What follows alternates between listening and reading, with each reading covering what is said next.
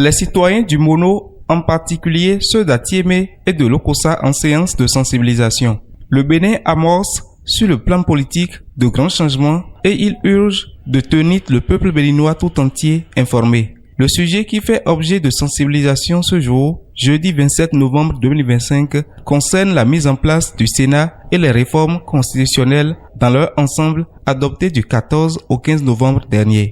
Je voudrais nous dire que le constituant béninois a permis, à travers les dispositions constitutionnelles, de réviser la constitution du Bénin. Nous avons déjà révisé une fois et nous venons de réviser une seconde fois. Et il y a 2 voies pour réviser la constitution au Bénin. La première voie, excusez-moi, c'est de soumettre le test aux députés pour la recevabilité. Quand le test est recevable, on renvoie en commission, on nettoie et on revient maintenant lire la dernière monture devant les députés. Mais quand on a soumis le test pour la recevabilité, il fallait 82 députés. Mais nous avons eu 87 qui ont accepté que le test soit recevable et 22 ont voté contre. Donc le test est recevable.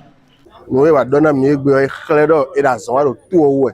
Ouais, mais demain do c'est do même à quoi mais dans que Bénin tout changer. Et quand vous soyez go c'est midi de son là. Bon mais do walo dagbe et plateau. Bon ni sain. D'après les travaux des législateurs, la durée du mandat présidentiel et celle des membres de l'Assemblée nationale passe donc définitivement à 7 ans. De même, le Sénat annoncé jadis des décennies dans les textes fondamentaux de la République prendra enfin corps. Des initiatives qui visent à mettre résolument les élus à divers niveaux au travail afin de concrétiser les projets phares du Bénin révélés. Depuis la Conférence nationale des forces vives de la nation, il est décidé la création d'un Sénat. Mais compte tenu d'évolution de certains facteurs, le Sénat n'a pas été institué.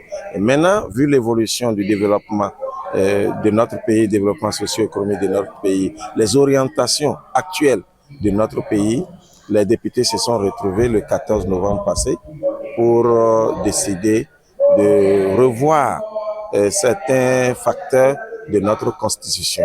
C'est pour cela qu'il a été institué d'abord le Sénat, il a été institué une trêve, il a été institué l'augmentation du mandat, il a été institué l'interdiction de la transhumance et d'autres choses.